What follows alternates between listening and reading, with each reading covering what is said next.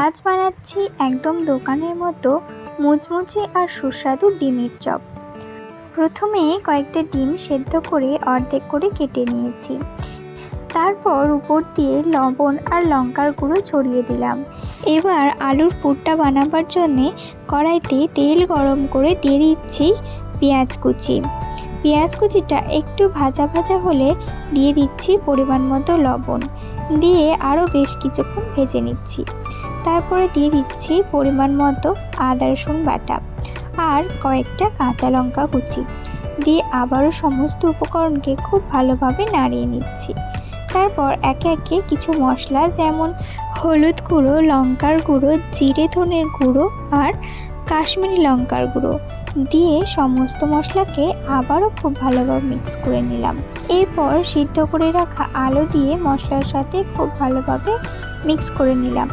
তারপরে দিয়ে দিচ্ছি ভাজা মশলা, চাট মশলা এবং ধনেপাতা কুচি, দিয়ে সমস্ত উপকরণকে খুব ভালোভাবে মিক্স করে নিলাম।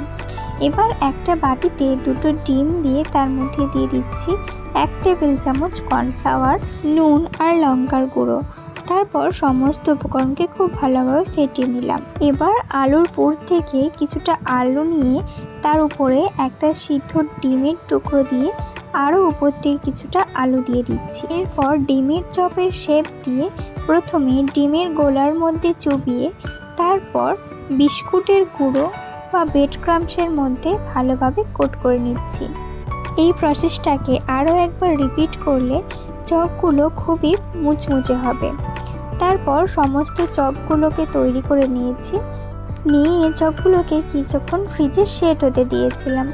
এরপর ফ্রিজ থেকে বের করে লো টু মিডিয়াম হিটে তেল গরম করে চপগুলোকে একে একে ভেজে নিচ্ছি। একটু ধীরে সুস্থে ভাজতে হবে যাতে কিনা এই চপগুলো ভেঙে না যায়।